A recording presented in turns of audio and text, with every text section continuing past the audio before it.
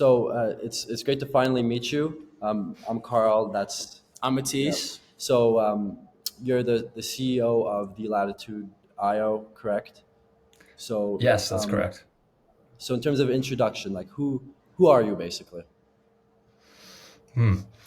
Yeah, I think there's a lot of things that I would probably include in my answer, but to kind of keep it punchy, I would say I'm an entrepreneur. I'm an executive coach.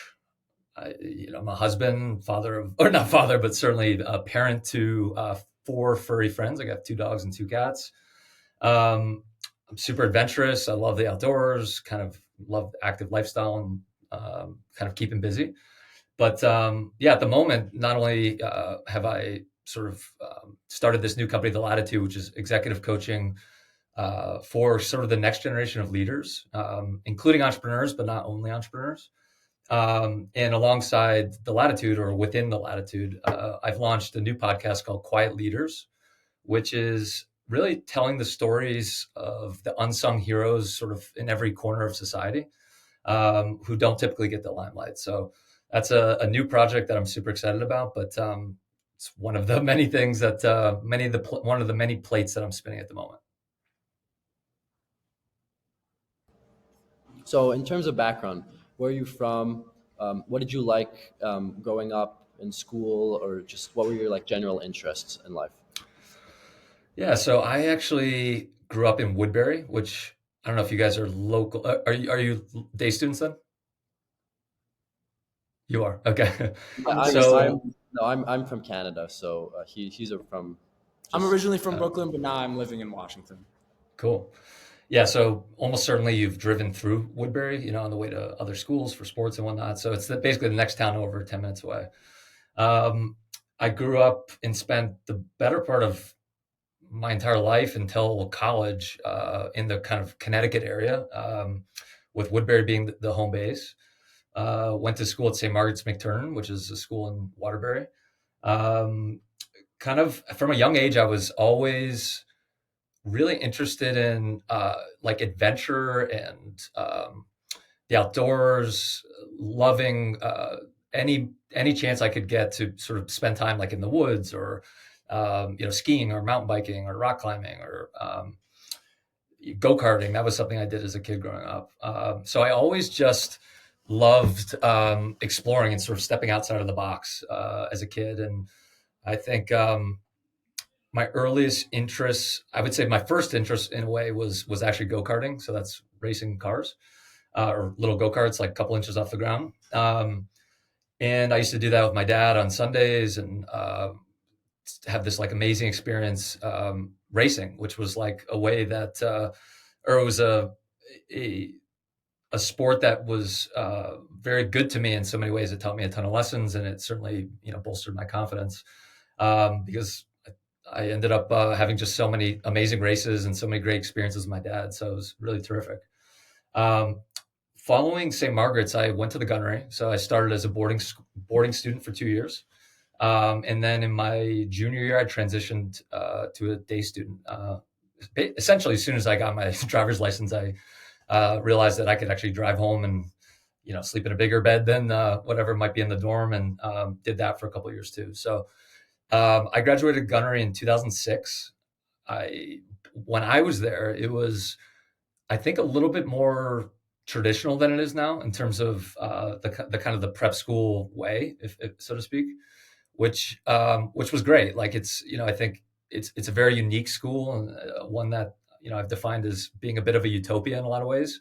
But it's a place for people like me to be encouraged to kind of not only um, engage with the things that are essentially structured part of the programming, but to also do things that are, again, sort of outside the box, or get kind of different types of experiences that ultimately led to a number of my other interests that I brought with me to college. So at University of Richmond, I studied business administration and leadership studies, and University of Richmond being in Richmond, Virginia, and so that was my first kind of significant move, I would say, outside of the kind of New England area.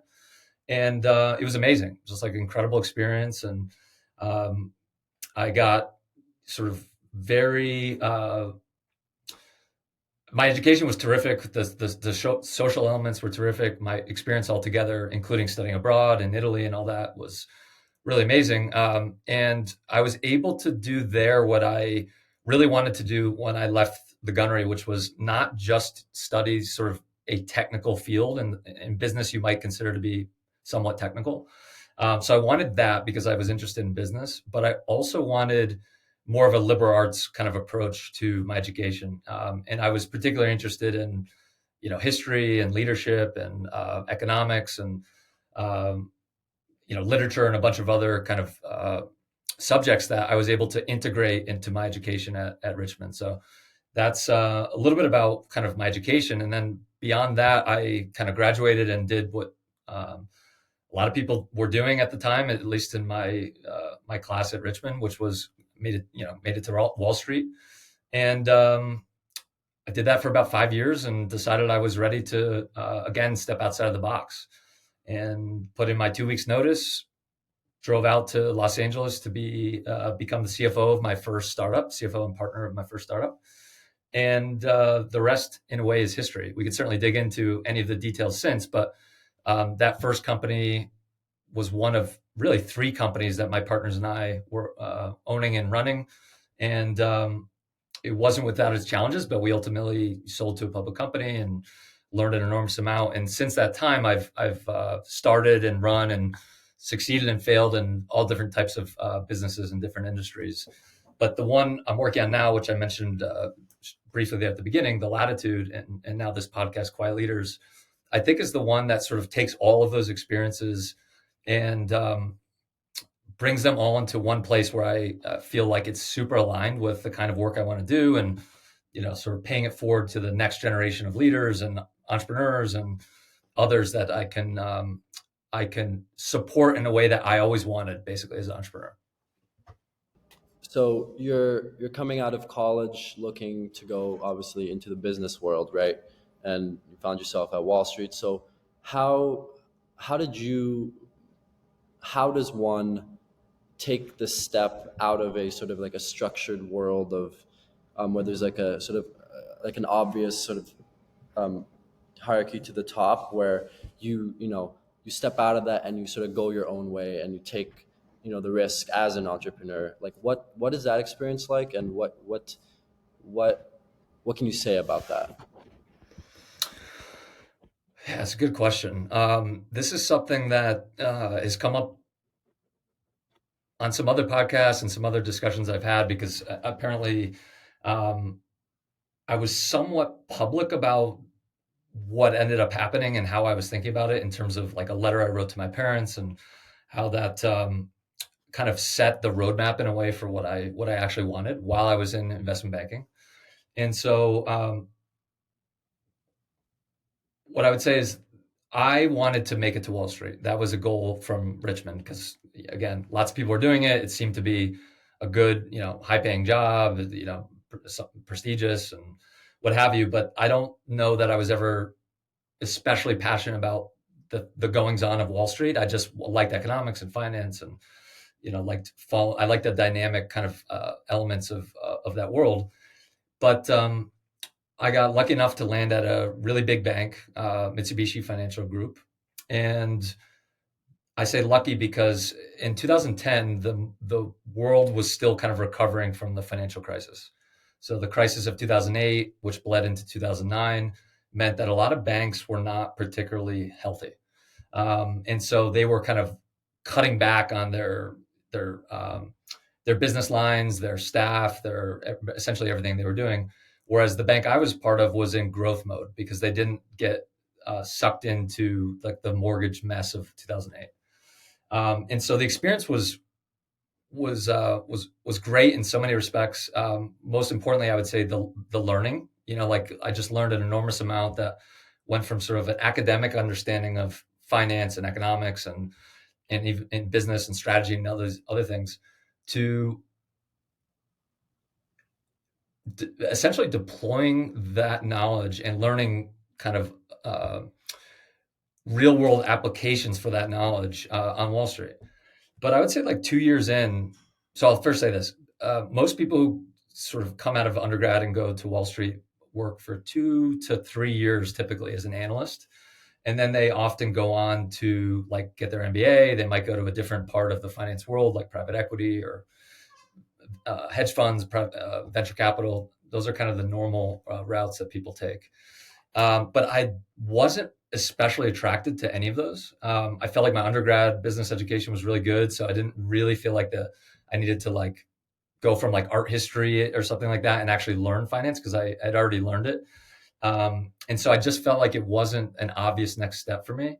But more importantly, about 2 years in, I started to become a bit jaded with what I was actually doing, because I would say the learning curve started to top out. So it was less than about learning and more about kind of going through the motions. And I ended up writing my parents a letter, which ended up getting shared within my network. And then it was something I had discussed on a podcast with my friend Ben Miller, which is on my website. But I ended up saying, I have a broader perspective now of what I'm doing, and that I know for sure I don't want to do this for 40 years, and I want to take a bet on myself. I want to not become beholden to by the golden handcuffs, which is kind of not uncommon for people that have high paying jobs. Is that your lifestyle expands, and all of a sudden it's you can't leave as easily because your overhead and whatnot is becomes so significant that taking a jump off that track when the more senior you get becomes harder and harder and harder. So I told them basically I wanted to do something closer to what my dad did, which was take a bet on himself. And he was an entrepreneur, built Oxford Airport about 25 minutes from the gunnery over 35 years or so. And I just sort of thought that, most of the people that I looked up to as sort of role models in terms of their career trajectory were doing things, again, sort of outside the box. And they were, there is value in a lot of what happens on Wall Street, don't get me wrong. But for me, I didn't want to necessarily have a 30 or 40 year career crunching numbers and only, focusing mostly on making money and my next bonus and all this stuff. So that was 2 years in to my banking career. And I didn't necessarily have a plan. I had a bit of a roadmap for what I wanted, but I didn't necessarily have, this is the thing I'm going to do. Here's when I'm going to do it. It was more about a high level kind of pitch in a way, because in some ways I needed to convince my parents, but maybe more importantly, I needed to convince myself that by putting it in black and white on paper, I could legitimize these, this feeling I had, which was a kind of need to change and need to try something new. And so not having a plan meant that I stuck with the bank for another like 2.5 years, essentially. Might be a little less than that if my timeline is slightly off, but about 2.5 years. And so the bank gave me an opportunity to build the M&A practice in London with a group that covers Europe, Middle East, and Africa. So I felt like that would be a great experience. That would be, again, maybe a bit more learning than as I said, I was sort of topping out in New York. But at least in Europe, I would have a completely different geography to kind of learn, and all different types of people from different backgrounds and different languages and cultures. And so I took that job, and it was supposed to be a year. It's called a secondment in HR speak, I guess, where like a home office like New York sends you to abroad in somewhere like London, and it's about a year kind of temporary visa type thing. And maybe coming up on 9 or 10 months into it, I got offered a full-time job, and I accepted it because I still didn't know for sure what I wanted to do next. But even though I accepted it, I had been working not working, but certainly advancing my discussions with my network basically on different things that I could do. And so 2 weeks after I accepted that full-time position for the bank, I ended up resigning and moving back to the US, to Connecticut, where I loaded up my mom's Suburban and drove out to LA to try my hand at being, an entrepreneur. So it's kind of the short version of it. But ever since, it's just been getting comfortable with taking risks, knowing that like life is short. And, one of my biggest fears, I would say, is getting to the end, so to speak, and feeling like I didn't take the chance on myself that I always wanted to. And there's a whole bunch of other reasons why, in terms of alignment with my values and the kind of impact I want to have, and like not necessarily using my incredible education and everything many mentors, teachers, coaches, advisors have given me over many years to only benefit myself. I wanted to do things that could maybe, in some small way, help the world. And so that's been, I guess, the theme of the last 10 years. So in terms of thinking outside of the box on your website, one reading through your description, I noticed that obviously you have the helping and like coaching to make successful leaders and entrepreneurs, but there was also, I noticed that you said you mentioned happiness and sort of like a sense of well-being within that. So what tell us about that. Yeah, I think I think I've learned a ton of lessons as an entrepreneur. The way I describe it is you learn about 100 years of wisdom, and this is just subjective, but you learn about 100 years of wisdom by being an entrepreneur, because there's so much tension in the process of it that it kind of breaks you, and then it makes you, and it breaks you, and it makes you. And so you end up learning quite a lot on that journey in a way that maybe a safer job with kind of guaranteed salary and a certain amount of structure and hierarchy and all that stuff, that it's like a different game altogether to basically climb the ranks of a bigger company versus to start something from sometimes a Post-it note, right? Like that's literally how it goes. And so what I also learned is that there's a brand of entrepreneurship that I grew up admiring. You could call it a brand, you might also call it a style or an approach. And then there's a different kind of style or approach that I saw so many others pursue, including myself at one point, which was more about building $1 billion company, raising venture capital, going for broke, not necessarily focusing on profits, instead focusing on growth. And that's kind of the Silicon Valley model, which is you're just going to go for broke and you move as fast as you can, move fast, break things, the whole thing. But what I realized is the companies that go the distance are typically not the ones that take that approach. The ones that play the long game, like like the small business owners that over decades committed to something that they essentially dedicated their life towards.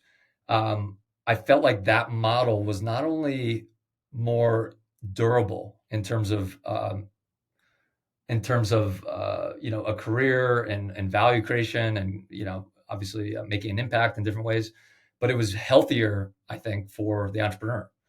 And so what I realized is, like, whether you're an entrepreneur or you are an executive at a company or an emerging leader or a student at the Gunnery, it's not just about the outcome. It's not just about some kind of validation or a big exit or any of that. I think to go the distance, you need 5 core components, which I coach around. And if you'd like, I can kind of briefly explain what they are. But I believe that caring for oneself is absolutely essential, because if your glass isn't full, how are you going to serve your company? How are you going to serve your community? How are you going to serve your family or anyone else? So that what happens is that so many founders sacrifice themselves at the altar of their company, in part because the expectations once you raise venture capital are so high that you have companies like WeWork and FTX and Theranos and others that basically start cutting corners in order to deliver the pretty outlandish and maybe unrealistic growth expectations of capital. But yeah, as I said, I've a lot of what I coach around is utilizing the lessons I've learned, in many cases the hard way, about what the formula is for kind of, in my view, some combination of health, fulfillment, and happiness, and success, however one defines that. Yeah, that's great. And so I know you talk a lot about taking risks. So how do you encourage other entrepreneurs to really get out of their bubble and kind of take those risks? It's obviously very easy to kind of go the safe route, as you mentioned. Mm-hmm. So how do you push for that, for taking that risk?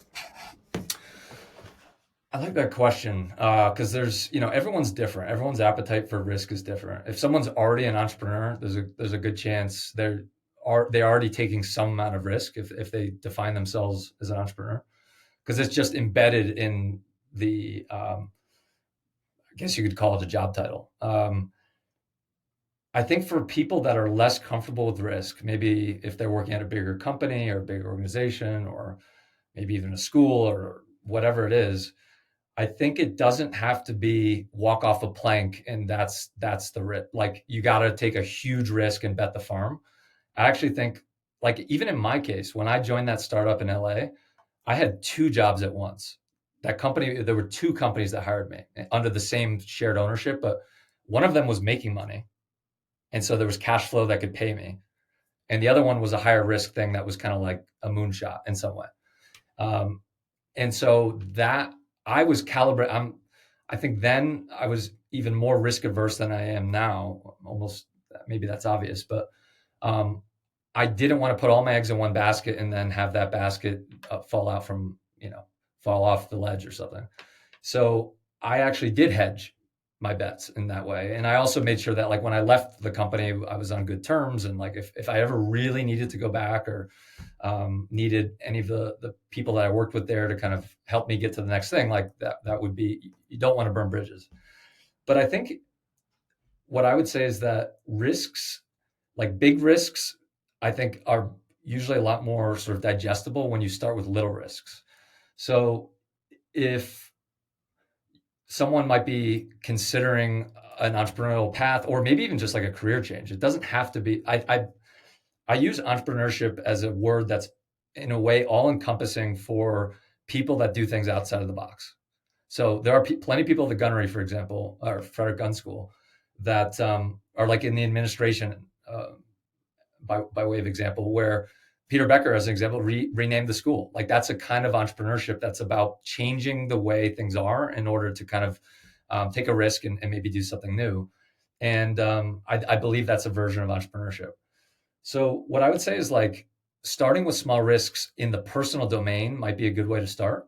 So as an example, if you're afraid of, I don't know, public speaking, you might consider it a risk to give a speech to maybe the school, even though you both are going to have to at some point if you haven't already. And so one of the things you could do to get more comfortable with risk is, in school it might be less easy, but certainly once you get out, it is a lot easier to find like a Toastmasters group. And then you participate in that. And so you're putting yourself out there in a way that gets you comfortable with that thing that you might be fearing, trying it, and then knowing that you didn't die and,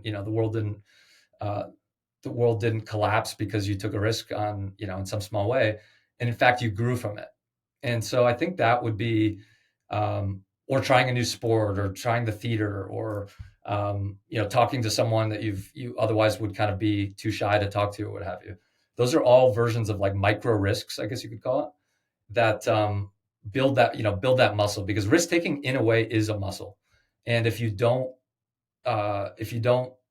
sort of exercise it, I think it becomes a lot harder to even consider taking the bigger risks. Like for many people, the big risk is like letting go of a salary, which is a guaranteed income.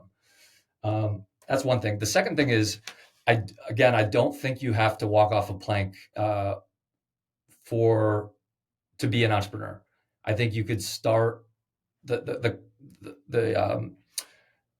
common parlance at the moment is a side hustle, which means you could have a full-time job, and then maybe in the evenings or in the early mornings or at your lunchtime, you're building some small thing that you don't even need to tell that many people about. It could be an Etsy store. It could be, you could be selling trinkets at the farmer's market at the weekend or whatever. And if by doing that, you learn that you actually like the kind of agency and the kind of, it's a very different experience, kind of being the creator and master of your own, journey and your day to day and all that stuff. You lose a lot of structure by doing that. But if by taking those little steps, one bit at a time, you actually learn the water's not so bad, I think that could lead to at some point in the future saying, I want to do this full time. Like I've de-risked this thing a little bit. I kind of get it. I have a product or a service that can generate enough cash or enough, income for me to be able to survive. And I'm willing to give this a shot. So I'd say those are some of the ideas I'd have to sort of encourage people to get started. So where do you see yourself 5, 10, 20 years from now, considering your new ventures of the last, couple of years? I would like to have a thriving online, I'd like to have a thriving coaching practice, which includes like robust online courses, a very kind of diverse and engaged online community, a really fulfilling kind of one-on-one coaching practice, a thriving podcast that is sort of making a difference and getting increasingly amazing guests and exposure and media and things like that. I think those kinds of things come to mind for like what's on the table now. I will say I also like with the Quiet Leaders thing, for example, I intend to write a book on about that podcast and the people that are going to be on, essentially sharing their stories in a compendium of some kind. And I think that it's almost already underway. It's basically starting to really happen because people are filling out these questionnaires and telling me about their journeys. And I want to make a Humans of New York kind of book about these amazing people from all levels of society. I'd also like to be more engaged, or not more engaged, but certainly more active, like giving public talks and trainings and working with some bigger companies and stuff too, because I don't want my work to start and stop at the line of entrepreneurship. I think that there's an awful lot of companies and organizations, whether they're nonprofits or schools or what have you, that all, without exception, need leadership. They all need leadership, and it also doesn't stop at the private sector. It's at some point in the future, who knows? Maybe there's some work I do with could be government, state, agencies, could be NGOs, et cetera, because leadership is a universal kind of requirement for organizations. And I think that our world needs as much support and investment in leadership as possible in order to kind of build a better future. And I think it's something I'd love to be able to continue kind of dedicating a huge chunk of my career to doing. So those are a few things. And then I guess personally, living in LA, I've been here 10 years, no immediate plans to move, but I expect my family of, at the moment, 6 to grow in the years to come. So lots of fun things I hope come to pass in the future. Well, that's very good. It's great to hear what you're saying about that, and I think it's a refreshing perspective to have, sort of a different way to think about it, and it's a good thought. It's a good thing to think about. So, what about you guys? Where would you guys like to be in? Sorry, I'm going to flip the mic on you. Where would you like to be in? Let's say, what you guys are? What year again? I'm a senior. I'm a repeat junior, so 2025. Yeah, he's actually older than I am. Yeah. Got it. Cool. That's awesome. Yeah, I was just explaining to a friend recently the PG, the PG kind of thing, I guess you could call it. I don't know how common it is outside of prep schools, because I don't know if you could do it in public schools. I'm not sure, but you can't. No, Okay. I don't think so. But so yeah, tell me a little bit about your experience at the Gunnery and or Frederick Gunn School, sorry, and where you'd like to see yourselves in the coming years, following graduation, and then maybe beyond that. Yeah, I mean, 10, 20 years is a long time. Right now, I'm just trying to take things day by day. I can't lie, I haven't thought too much into that far into the future.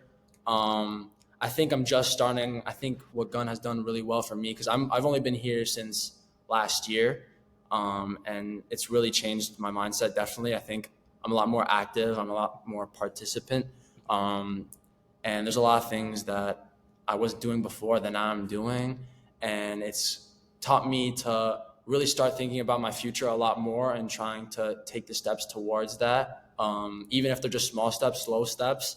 In my case, for some people, they know what they want to do right away. That's not me. But Gunn has really taught me to just, make sure that I'm having those slow steps towards, trying to figure out what I want to do, whatever it may be in the future. Amazing. Yeah, thanks for sharing And that. It's amazing. and so personally, I feel I have my aptitudes. I'm very much interested in in law, and I love to read. So I have sort of an interest in there. But I think more so than that, like sort of on a grander scale, um, I want to, obviously learn as much as possible, but I want to be in a place where I can sort of take control of my life as early as possible, at a young, preferably at a younger age than would be normal. I think I think I learn quick, and I think that I hope to be in a place, sort of a similar idea to what you have, where I'm not sort of beholden to um, a, a, a, a circumstance that gives me too much security, where I don't want to venture out, but I want to I want to take risks and do things that I want to shock myself, maybe, I would never expect to do. And that most likely in a professional, you also went into the professional world, and I hope to maybe be a successful lawyer, but that's not the end all be all, and who knows what the future holds. But I'm looking to you know take control and have a very strong sense of self and direction, and you know have a guiding, have my guiding principles that can lead me to a great place for the future. It's amazing. Curious, why do you want to be a lawyer? Because I don't know, I love to. I mean, it's not like the greatest reason, maybe kind of cliched, but I love to argue. But not only that, I really Hey, like. that counts. I'm Yeah, with you. I love the intricacies and like the picking up on little, semantic differences and stuff like that. And um, I like that. I like to argue on irrelevant, maybe somewhat irrelevant, minute points, and I love to read. So Amazing. put those together, and yeah. Yeah, I love that. Yeah, that's why I start every, essentially every coaching engagement with getting clarity on your values, which I don't remember if you guys were in the class with when I dropped by for gun school in like February, but I sat in on one of his classes, and he had the students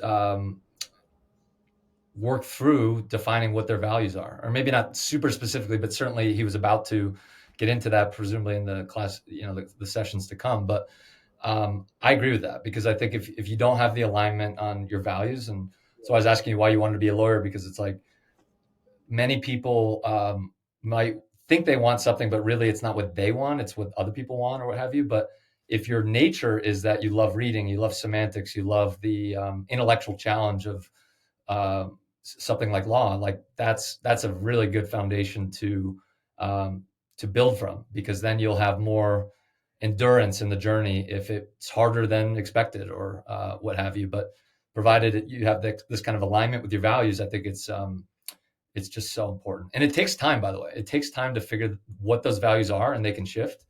But it also takes time to maybe collect data in the process of studying to be a lawyer, actually being a lawyer, being in a law firm, that show, like, give you some something to work with in terms of maybe making some adjustments in your path beyond um, the initial plan, right? So like you're allowed to turn left and turn right and try new things, or double down on what you are doing. And I think just being aware of the fact that that is totally fine, and in fact really smart if you want to have a life of alignment.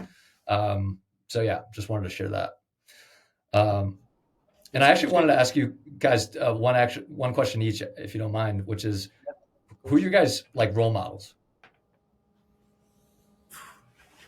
That's good. Um, well, I think my father, in a certain sense, is, but I never really like use a term like that. More so the fact that he's very hardworking, and very wise and such. But I don't know. For me, it's transient. I will. It's sort of an amalgamation of values that I can like put together to create like this ideal person. I don't have that much exposure with like I'm not gonna say like some business leader. I think in recent terms, Elon Musk has sort of um, amazed me because I read his book, Mm. written by what's his name, Walter Well, Isaacson, right? yeah. Okay. Yeah, and that was a great read because there's so much in it that you would never know if you didn't read the book. And Hmm. he strikes me as um, a very like a person that if he didn't act on you know not only his interests but because he's a very introverted shy person, he wouldn't be where he is today. And like you mentioned, taking risks and taking small bites rather than taking a huge risk all at once. I think that Hmm. in some sense, like it's an amazing story. So maybe you can put him on the list. But I read and see people that do amazing things. And I I take everybody what they do. And that's what I look look, Yeah, look at that's and awesome. strive towards. For me, I don't want to say I have a role model. I think if I were to pick someone, it would be my father as well.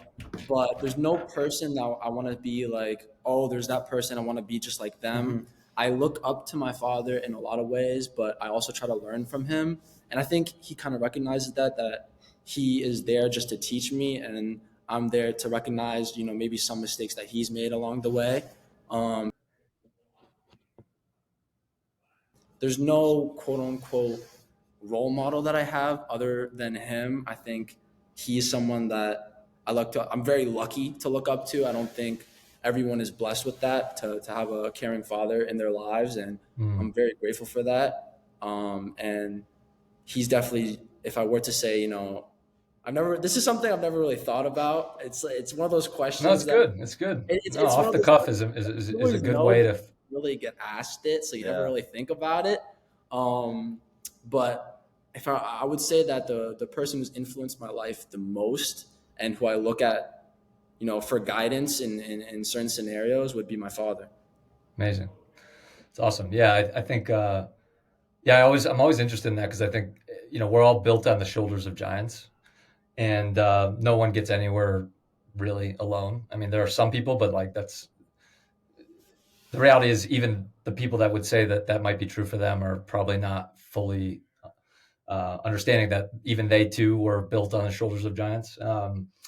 But yeah, I mean, for me and for a lot of my clients, I encourage them to think about like a composite of your heroes. It doesn't have to be just one person. You can have, I have like this exercise where it's like imaginary board of directors, where you can put certain people. It could be your father, it could also be historical figures, it could be existing mentors, advisors, etc. That if you have a challenge or something you want to run by them, you can imagine because you've read, for example, the book that Walter Isaacson wrote on Elon Musk. You can imagine what Elon Musk might say in terms of advice on a given topic. It might not be every topic that you want his advice for, but it could be certain topics that's the reason why you have a composite, because there might be someone else that's better suited for, I don't know, a different kind of topic that's not, let's say, innovation and entrepreneurship.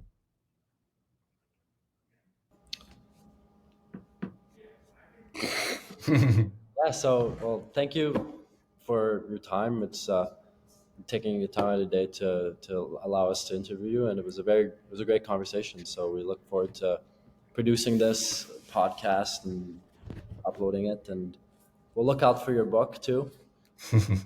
Awesome. Yeah, I'll send you guys a copy when it gets done. Hold me to it. All right. Sounds But good. yeah, really appreciate you guys' time. It's a lot of fun, and look forward to chatting again soon. All right. Well, Sounds thank you so good. Thank much. you. Thanks, guys. Okay, Have a take good care. one. Bye bye. You too. Bye. Bye bye.